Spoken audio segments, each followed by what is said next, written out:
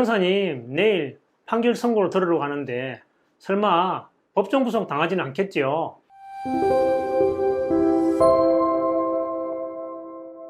안녕하십니까? 알아두면 덕분은 쉬운 법률 이야기 짱변 장성규입니다. 자, 영상을 보는 분은 나랑은 전혀 상관없는 일이다 라고 생각할 수도 있습니다. 근데 최근에 인기 드라마 하나 있죠. 이상한 변호사 오영우. 그 드라마를 보시면서도 드라마는 참 재밌네. 그렇지만 나와는 별 관계없는 이야기다 라고 할 수도 있을 겁니다. 비유하자면 건강에 자신 있던 사람도 언젠가는 병원에 한번 가야 할 일이 생길지도 모른다는 거죠. 그처럼 형사 절차도 우리 생활에 생각보다는 가까이에 있다. 오늘은 형사 절차의 이해의 편의를 위해서 불구속 상태에서 수사를 받다가 재판을 받게 되는 경우를 그런 사례를 설명해 드리면서 이야기를 해드릴까 합니다. 형사 절차는 크게 수사 절차와 재판 절차로 나눕니다. 수사를 받다가 검사의 기소에 따라서 재판 절차로 넘어가게 되죠. 제가 취급했던 사건 중에 컴퓨터 부품을 제조하고 판매하는 회사에서 근무하던 30대 어떤 남자가 2년간에 걸쳐서 고가의 그래픽 카드를 총 합계 한 2억 원어치를 이제 빼돌렸던 분이 있었어요.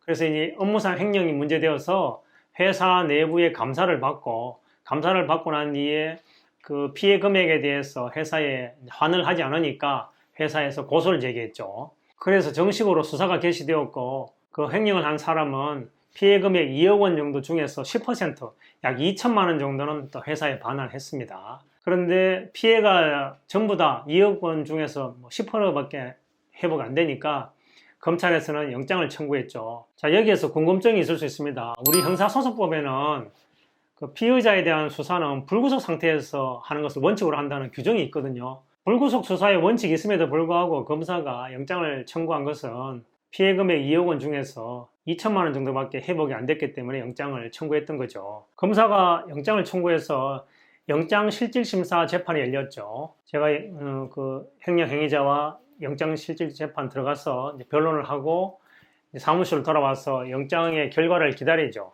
변호사도 영장실질심사 들어간 날은 초미의 관심사입니다. 결과가 어떻게 날지, 영장이 발부될지, 기각될지. 근데 퇴근 무렵에 한 통의 전화가 왔어요. 그 영장실질을 담당했던 판사님께서 본인이 이제 기록을 검토하다 보니까 이 횡령 행위자가 결국은 나중에라도 이 남아있는 금액, 피해 금액을 회복할 수 있을까요? 제가 보기에는 회복할 수 없으면 나중에 재판 받고라도 이거는 법정 구속될 사안인데 그래서 고민입니다. 변호사님 어떻습니까? 라고 제 의견을 물어요. 그래서 제가 판사님에게 설명을 했죠. 이분이 정식으로 재판 진행 중에는 피해 회복을 노력할 겁니다. 그리고 두 아이를 키우고 있는 아버지라는 점을 고려해서 불구속 상태에서 재판 받도록 했으면 좋겠다라고 이야기를 드렸죠. 그랬더니 판사님께서도 그래요. 그럼 그런 점을 고려해서 영장은 기각하겠습니다만 꼭 정식 재판 진행 중에는 피해 회복하도록 그렇게 의뢰인한테 설명을 잘 해주셨으면 좋겠습니다 라고 통화를 마쳤어요. 자, 그런데 영장이 기각되고 이제 정식으로 재판이 진행되었죠. 제가 충분히 그 의뢰인에게 설명을 했습니다. 자, 우리가 진행하는 이 재판은 횡령 행위가 아니라고 무죄 변론할 수 있는 사안이 아니다. 처음에 설명했던 것처럼 횡령 금액을 회복하고 집행유예 판결을 받는 것이 최선이다 라고 이제 설명했음에도 불구하고 이 의뢰인의 경우에는 한번 영장이 기각되니까 자신이 설마 구속되겠냐 라고 하면서 합의를 더 이상 진행하지 않는 거예요. 그러더니 제가 계속적으로 이야기를 하니까 또 2천만 원 정도 구해와서 처음에 수사 단계에 2천만 원, 재판 단계에 2천만 원 해서 2억 중에서 4천만 원만 피해를 회복했습니다. 선고기일에 저음해서 의뢰인에게 설명을 했죠. 이 상태에서 법정 구속을 면하기 어려울 것 같다. 법정 구속이 될 가능성이 상당히 높으니 주변을 좀 정리하고 아내에게도 법정 구속이 될 수 있다는 사정을 이야기해서 좀 준비를 하고 선고기일에 출석하라고 조언을 해 주었습니다. 근데 나중에 알고 보니까 이분은 설마 법정 구속 당하겠냐는 생각에 그냥 출석한 거죠. 그래서 실형 1년 6개월을 받고 구속이 되어버렸죠. 1심 선고 시에 법정 구속되는 비율이 어느 정도 됩니까? 라고 궁금해하시는 분들이 많습니다. 최근 통계에 의하면 약 30% 정도는 법정 구속이 된다고 합니다. 그러니까 판사님이 10건을 선고하면 그 중에 3건은 법정 구속이 된다는 거죠.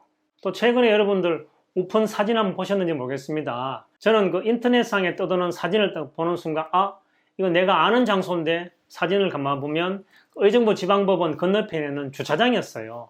손님, 오늘 법정 구속될 것 같으면 주차비하고 차량의 열쇠, 그리고 차량을 나중에 인수할 사람 연락처를 꼭 남겨달라는 안내문이 붙어 있었죠. 자, 주차장 주인이 왜 그랬을까요? 아마도 주차장을 운영하는 주인 입장에서는 사람이 찾아오지 않는 차량을 계속 보관하는 문제, 또 이런 안타까운 사연들을 본인이 많이 겪게 되어서 그런 안내문을 붙이지 않았나 이렇게 생각됩니다. 자, 이 부분에서 또 궁금증이 있을 수 있습니다. 1심 선고를 하면서 왜 법정 구속을 하죠? 헌법 27조 사항에 형사 피고인은 유죄 판결이 확정될 때까지는 무죄로 추정된다고 규정하고 있는데, 우리 헌법상 무죄 추정의 원칙이 규정되어 있기는 합니다만 판사는 재판을 심리하고 선고하는 과정에서 구속의 사유와 필요성이 있다고 판단되면 그 자신의 재량으로 그 선고하는 그 현장에서 구속영장을 발부할 수 있는 권한이 있습니다. 자, 그렇다면 이제 1심에서 법정 구속은 당하지 않을 거라고 이제 방심했던 의뢰인은 그 다음 어떻게 해야 됩니까? 이 부분에서 저희들이 하나 캐치해내야 될 것입니다. 바로 판사님이 어떠한 시그널을 준 거죠. 판사는 판결문을 기재하긴 하고 또 양형 이유를 설명하긴 하지만 왜 내가 법정 구속을 하는지에 대해서는 구체적으로 설명해 주지 않습니다. 그 부분에서 유능한 변호사라면 또는 경험이 많은 변호사라면 또 요즘 히트를 치고 있는 우용호 변호사라면 판사가 보내는 신호를 눈치챘을 겁니다. 지금은 법정 구속을 당하겠지만 2심 절차를 진행하는 동안에 합의를 하거나 또는 좀 더 추가적으로 배상을 하라는 신호를 준 거죠. 그래서 아까 제가 말씀드렸던 우리 컴퓨터 부품을 팔아치운 의뢰인, 항소심에서는 피해 금액의 대부분을 배상하고 집행유예로 풀려났습니다. 자, 오늘도 마무리 멘트를 하고 마치겠습니다.